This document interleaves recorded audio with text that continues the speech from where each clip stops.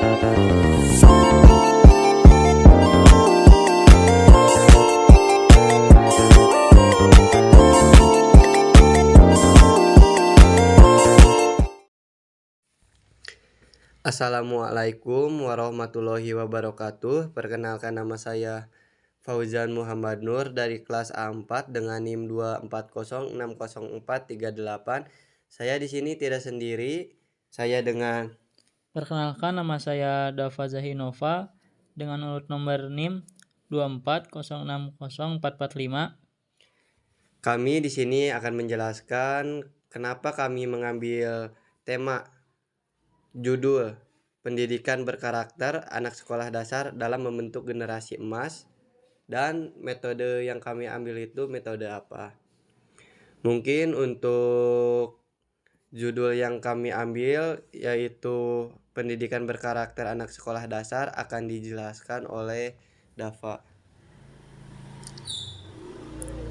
Di sini saya mengambil judul ini karena mencerminkan tujuan penting dalam dunia pendidikan, khususnya di Indonesia, yaitu mempersiapkan generasi muda yang unggul, berintegritas, dan siap menghadapi tantangan masa depan.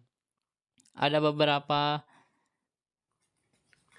alasan mengapa kita mengambil judul ini. Yang pertama, masa emas pembentukan karakter. Usia sekolah dasar adalah masa kritis dalam pembentukan karakter. Yang kedua, kontribusi pada generasi emas 2045. Indonesia memiliki visi generasi emas 2045, yaitu menciptakan generasi yang kompetitif, inovatif, dan berbudi luhur di usia 100 tahun kemerdekaan. Yang selanjutnya, pendidikan karakter sebagai prioritas nasional. Pemerintah Indonesia menjadi pendidikan karakter sebagai salah satu prioritas utama dalam kurikulum, sejalan dan nilai-nilai Pancasila. Yang selanjutnya, meningkatkan kesadaran dan kepedulian.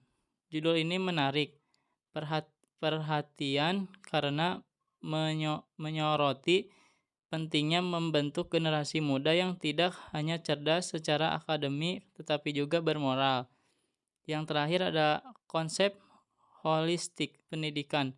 Pendidikan berkarakter menekankan pengembangan aspek kognitif, afektif, dan psikomotorik secara seimbang.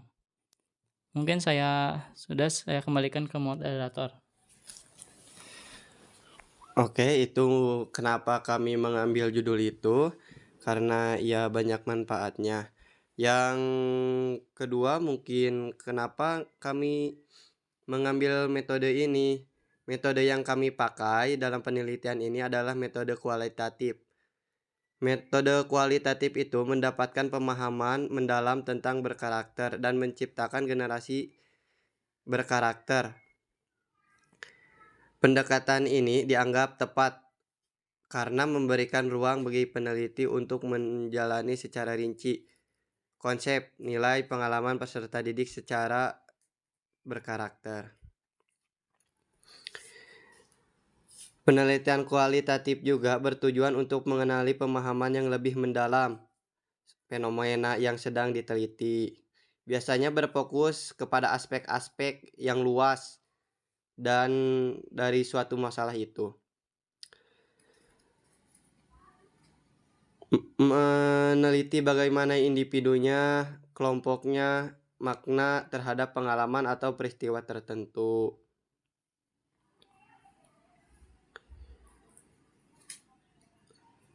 Mungkin untuk metode kualitatif untuk berkarakternya, yaitu melihat keseluruhan fenomena secara mendalam, memahami interaksi antara bagian. Yang kedua, mungkin fleksibel. Penelitian juga menyesuaikan dengan perkembangan selama penelitian berlangsung. Terus ada mungkin subjektif, sering terlibat dalam proses pengumpulan data yang memungkinkan adanya interpretasi subjek dalam analisis. Nah, di sini juga ada keunggulan metode kualitatif. Keunggulan metode kualitatif itu memberikan pemahaman mendalam dan kontekstual tentang fenomena yang diteliti. Terus fleksibel dalam menyesuaikan konteks yang berubah-ubah di dalam penelitian ini. Yang ketiganya mungkin menyediakan data-data lebih banyak dan kaya daripada pendekatan yang lainnya.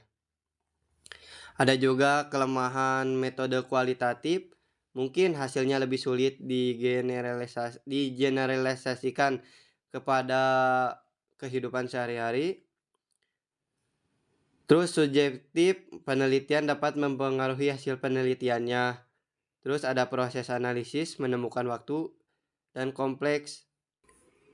Mungkin kesimpulannya, penelitian ini menyoroti pentingnya pendidikan berkarakter dalam membentuk generasi emas.